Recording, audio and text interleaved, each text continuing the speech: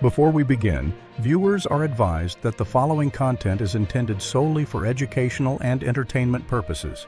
What follows is the verbatim courtroom testimony from the federal trial of Sean Diddy Combs, as reported by Inner City Press. Here's a big question, but back in most of The Apprentice, you mentioned once in 2012 that Diddy was a good friend of yours. Back then, he has since found himself in some very serious legal trouble. That's true. Would you ever consider pardoning him?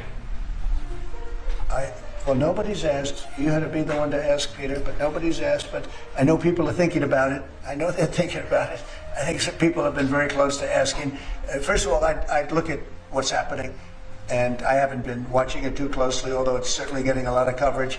I haven't seen him. I haven't spoken to him in years. He used to really like me a lot, but I think when I ran for politics, that relationship busted up. From what I read, I don't know, he didn't tell me that, but I'd read some little bit nasty statements in the paper all of a sudden. You know, it's different. You become a much different person when you run for politics and you do what's right. I could do other things, and I'm sure he'd like me, and I'm sure other people would like me, but it wouldn't be as good for our country. As we said, our country's doing really well because of what we're doing. So it's not a popularity contest. So, I don't know, I would certainly look at the facts. If I think somebody was mistreated, whether they like me or don't like me, it wouldn't have any impact on me. So today we're jumping into a news article that kind of pulls together some really unexpected threads. Yeah, it's quite a mix. You've got a question asked to President Trump, a really serious ongoing legal case, and then this very public, long-running celebrity feud. Exactly. So our source is this article covering Trump's comments on potentially pardoning Sean Diddy Combs.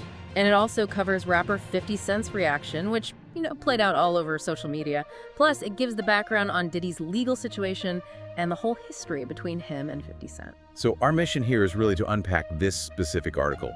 We want to understand what actually happened, why it's getting attention, and, what it maybe tells us about how politics, legal stuff, and celebrity dynamics can all intersect. Right, and just sticking to what's in this source material. Absolutely. So let's get into it. Okay, so the article really kicks off with the main event. President Trump getting asked point blank by Peter Doocy from Fox News. Right. The question was, would he consider pardoning Sean Diddy Combs? And the timing, the article points this out, is pretty key. Yeah, it was just the day after Todd and Julie Chrisley were released from prison. They'd received a presidential pardon. So that pardon was fresh news. Makes sense why Doocy might raise the question about Diddy then. Okay, so how did Trump actually respond to this Diddy pardon question? Well, the article quotes him saying he would consider it. Here's the quote. "If I think somebody was mistreated." Ah, okay. Conditional response. Very much so. He also noted, according to the source, that nobody's asked for a pardon for Diddy yet. But he added something else, didn't he? Yeah, he said, "I know people are thinking about it." And he also mentioned he hadn't been watching the Diddy situation too closely, but acknowledged it's getting a lot of coverage. Interesting. So even without a request, just the idea of a pardon is out there now because the question was asked and he answered it. Exactly. It puts it into the public conversation for a really high-profile case. And the article then goes into Trump talking about his own history with Diddy, which adds another layer. Right. Trump apparently said he hasn't seen or spoken to Diddy in years. But he remembered a time when Diddy used to really like me a lot. That's quite a shift.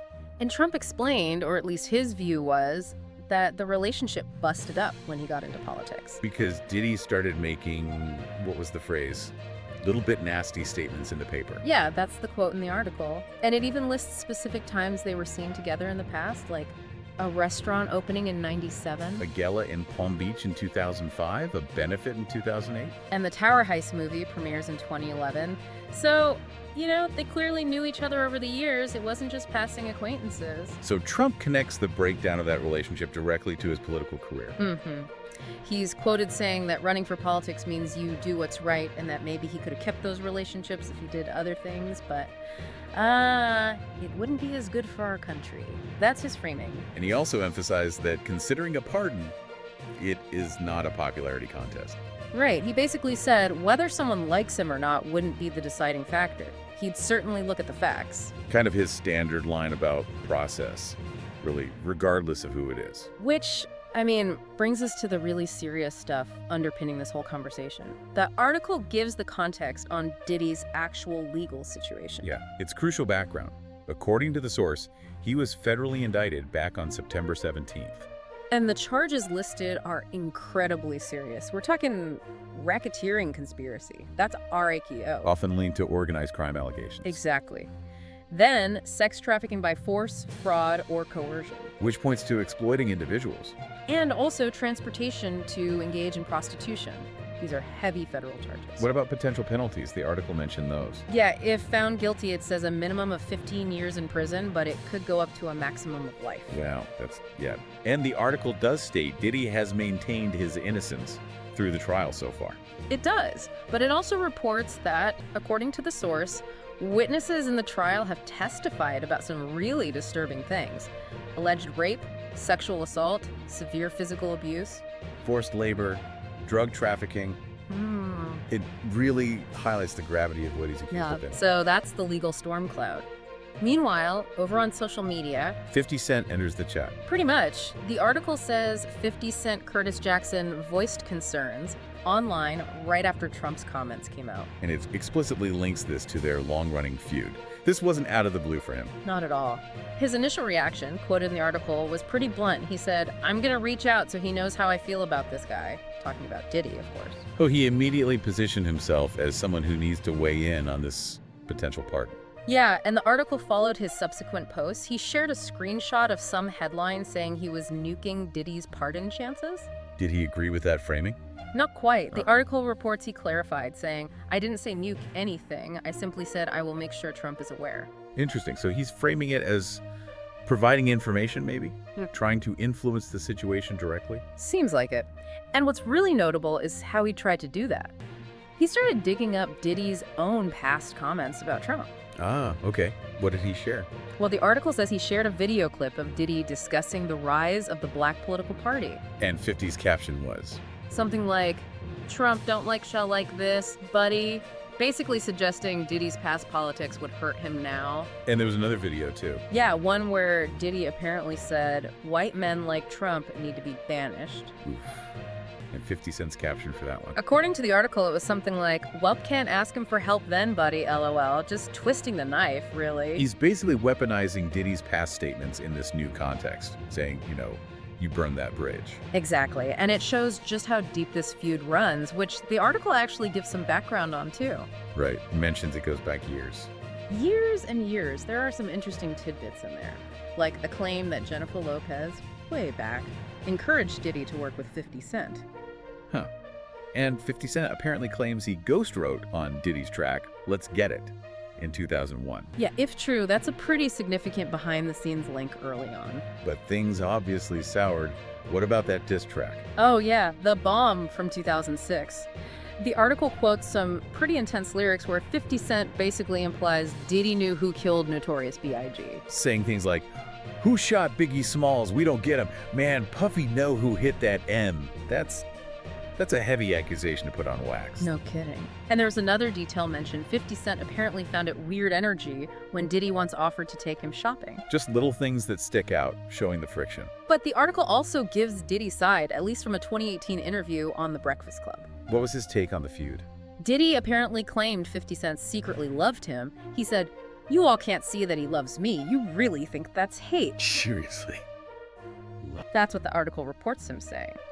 And Diddy claimed he wanted to be friends to teach 50 Cent how to be a better money getter, because Diddy saw himself as the #1 money getter in the world. Okay, that's quite a different perspective. Like, he saw it as some kind of mentorship thing, maybe? Or just downplaying the rivalry. But clearly 50 Cent didn't see it that way at all. No, definitely not. And this long history obviously fuels how 50 Cent is reacting now to Diddy's legal problems. The article connects those dots. For sure. Like when Diddy's homes were raided by federal agents, 50 Cent was all over social media. Sharing screenshots, right? Yeah. And writing things like, "Now it's not Diddy do it, it's Diddy done." They don't come like that unless they got a case. So immediately framing it as confirmation of guilt. And then there was that CNN video, the really disturbing one, showing Diddy assaulting Cassie Ventura. How did 50 react to that, according to the source? The article quotes him pointing out the inconsistency. First, he denied that it even happened, and then the tape comes out. So that means everything that NA says is a lie. Strong words. And he also apparently called it crazy that Diddy seemingly got away with things like that for so long, especially thinking about it from the perspective of having a daughter. So he's clearly very invested, very publicly, in commenting on every development in Diddy's situation. And it's not just tweets and posts. This campaign, if you want to call it that, is going further. The article mentions 50 Cent is actually producing a docu-series. With Netflix, right? Yeah. About Diddy's downfall. Exactly. And it includes a quote from 50 Cent via Variety about what the series aims to do. What did he say the purpose was? He described it as a story with significant human impact, a complex narrative spanning decades. He said they want to give a voice to the voiceless and present authentic and nuanced perspectives. Trying to frame it as more than just piling on. Seems that way. He also added a part saying, "While the allegations are disturbing, we urge all to remember that Sean Combs' story is not the full story of hip-hop, and that they want to ensure individual actions do not overshadow the culture's broader contributions." So, positioning it as a serious documentary, not just a hit piece, despite his obvious personal animosity. That appears to be the framing now. Okay, so stepping back a bit, the article did loop back to the Chrisley pardon briefly. Right, just as the immediate context for why Ducey asked Trump the question when he did. It also notes the Chrisley's lawyer had claimed their case was influenced because they were prominent conservatives, just providing that bit of context. And the article also mentions, just for due diligence, that they tried to get comments from reps for 50 Cent, Diddy, and the White House about this specific story. Standard journalistic practice noted there. So when you boil it all down, what does this one article really show us? It's the snapshot, isn't it? A moment where you have a former president talking about clemency, For a huge celebrity facing incredibly serious federal charges. while that celebrity's main rival, another huge celebrity, is actively using social media and past political statements to lobby against him, essentially. You've got Trump's conditional stance. Maybe if there was mistreatment based on facts. You have the undeniable seriousness of the charges against Diddy Yurko, sex trafficking. That's the core legal reality.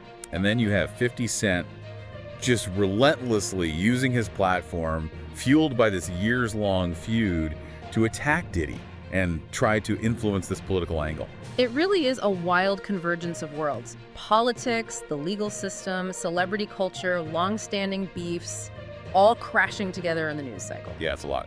So, based just on what this article presents, here's maybe something to think about. Yeah. It really illustrates how tangled these things can get, right? How so? Well, how personal histories and these very public feuds between famous people can suddenly become intertwined with high-stakes legal cases and even presidential-level political considerations. And it all plays out incredibly publicly. Exactly. On social media and the news, and it potentially shapes the public conversation around really big themes like power, justice, celebrity influence, makes you consider all the different forces pulling strings in these high-profile dramas.